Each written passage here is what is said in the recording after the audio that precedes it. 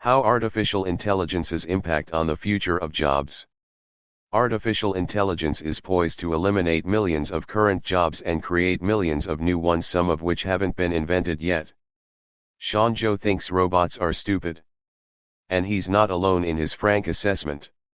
All you have to do is type in YouTube robot fail, says Joe, CEO of Chicago-based AI startup Catalytic. Here, we'll make it easier, click to see robots fail. And even though they're getting smarter all the time and serving industry in novel ways, Joe is firm in his belief that we're pretty far from Terminator. In other words, artificial general intelligence, the human-like stuff. Don't misunderstand, though, it isn't that the machines aren't rising. It's that they're rising much more slowly than some of the more breathless media coverage might have you believe, which is great news for most of those who think robots and other AI-powered technology will soon steal their jobs. Most of being the operative words. AI will replace some jobs. The consensus among many experts is that a number of professions will be totally automated in the next 5 to 10 years.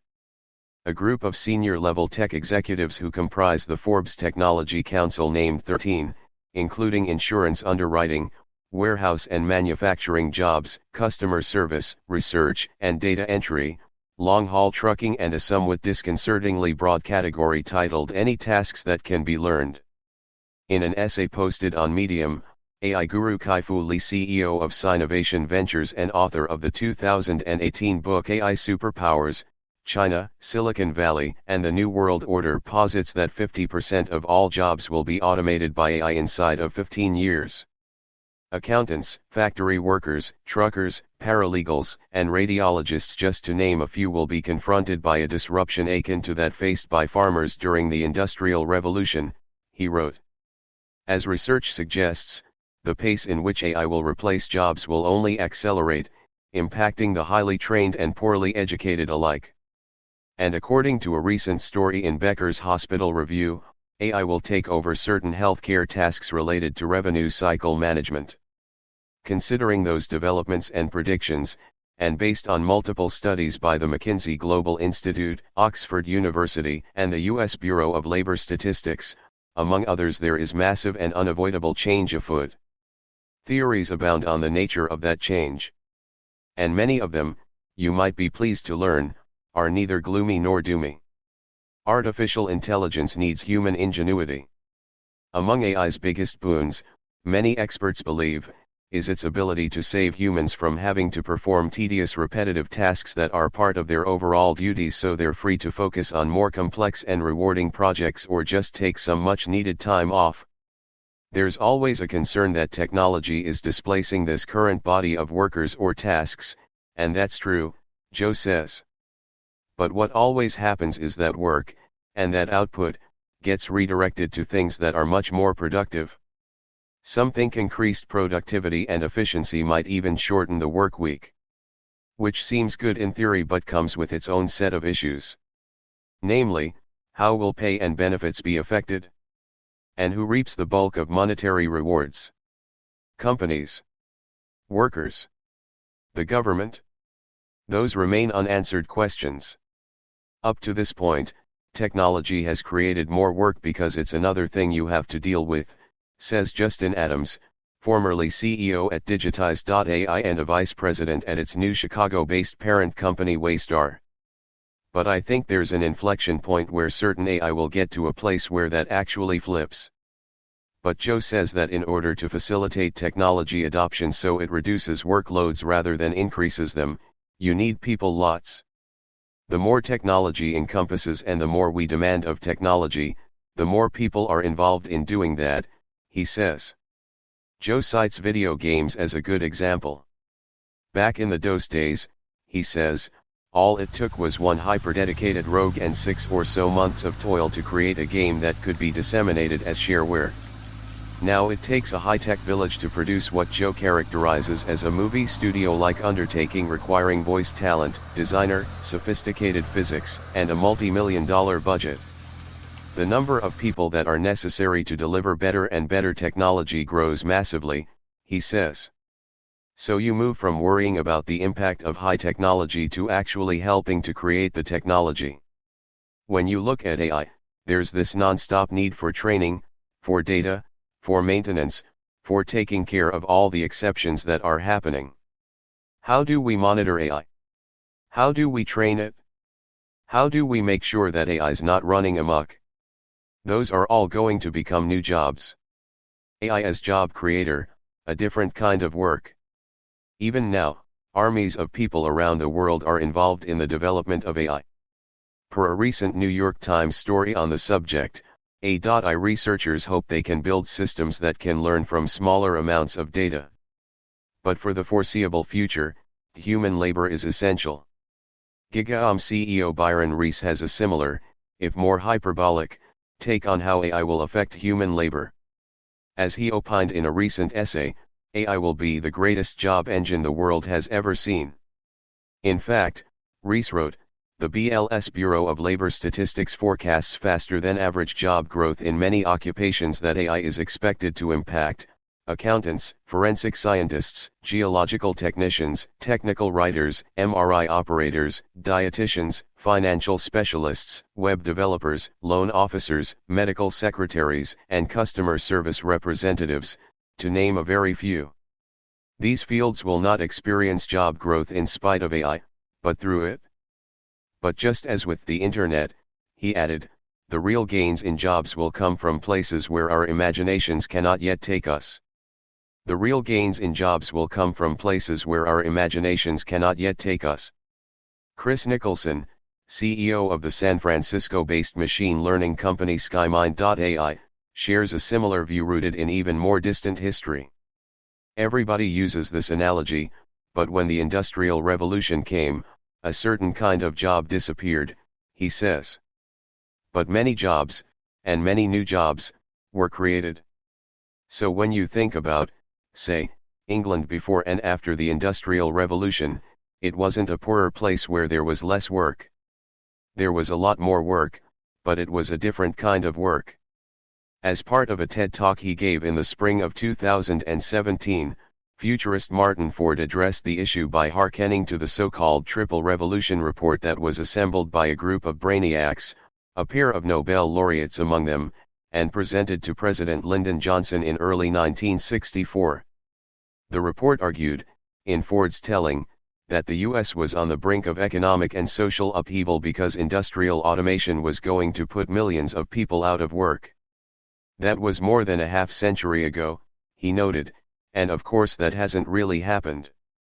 And that's been the story again and again. This alarm has been raised repeatedly, but it's always a false alarm. And because it's been a false alarm, it's led to a very conventional way of thinking about this, thinking which holds that technology may devastate entire industries and wipe out whole occupations and types of work. Nonetheless, he continued, progress is going to lead to entirely new things, new industries with new job opportunities that today we can't really even imagine.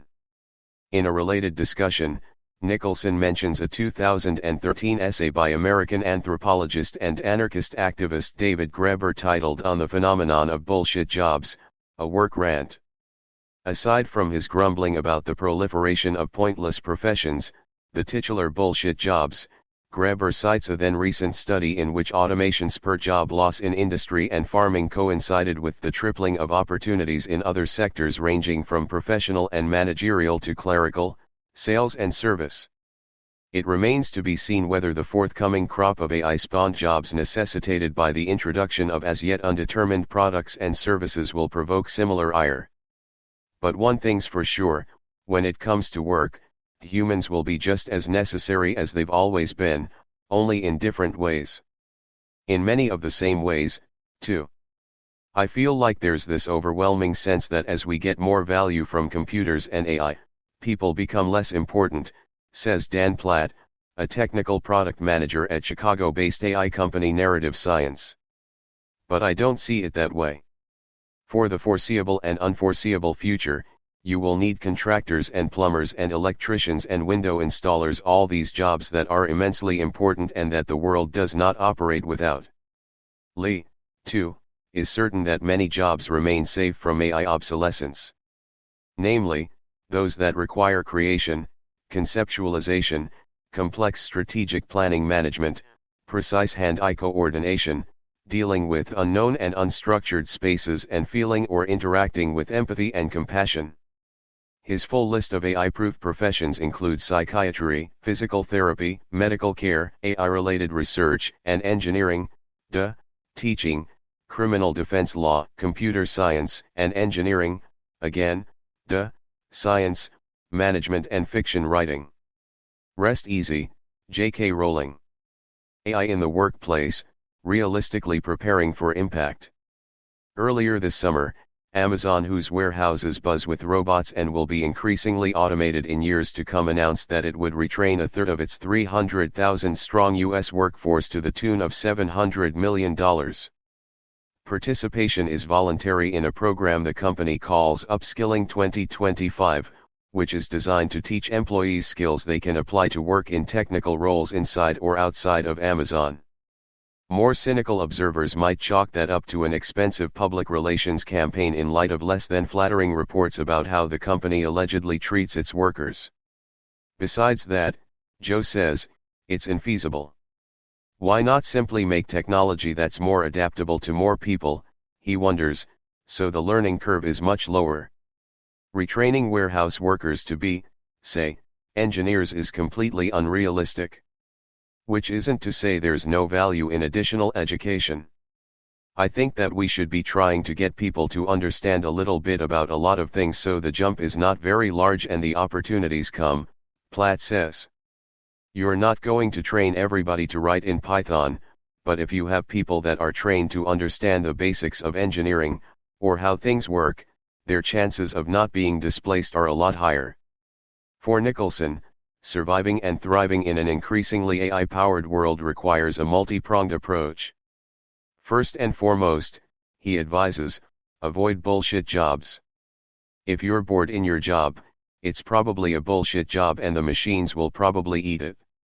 I think that we should be trying to get people to understand a little bit about a lot of things so the jump is not very large and the opportunities come. Beyond that, his practical recommendations are surprisingly tech-less, even, you might say, quaint. And they can be summed up in 2 words, basic skills. Like, for instance, solid verbal and written communication, listening, reading emotions, asking questions, writing clearly and structuring cogent arguments devoid of ambiguity. That's all very important, he says, and it's also very hard for machines to do. Barring a nuclear holocaust, there will be no lack of humans who need to be communicated with. Some math skills are crucial, too. Chiefly, deep knowledge of the so-called Riemann hypothesis, a conjecture that the Riemann zeta function has its zeros only at the negative even integers and complex numbers with real part 1/2. Just kidding, thanks, Wikipedia. But it's a good idea, Nicholson says, to cultivate a decent understanding of statistical concepts, calculus, and algebraic linear regression in order to comprehend the output of AI algorithms. Arming oneself with that sort of foundational knowledge is key to being able to adapt. And in these tech-y times, adaptation has no patience for slowpokes. People like to compare AI to electricity, Joe says. And I actually agree with that analogy. But electricity took 1 or 2 generations to go from idea to widespread adoption, whereas today we're seeing the impact of technology occur much faster. And so the rate of fundamental society change is increasing, and it's taking a toll faster than people are ready and able to adapt. But in order to survive and thrive, they must. And so, while big change is coming, a little advance planning by workers who stand to be replaced and the companies that employ them goes a long way. In short, stop fretting and start acting. There's no doubt that the AI revolution will require readjustments and a great deal of sacrifice, Lee wrote, but despairing rather than preparing for what's to come is unproductive and, perhaps, even reckless. We must remember that our human knack for compassion and empathy is going to be a valuable asset in the future workforce, and that jobs hinged on care, creativity, and education will remain vital to our society.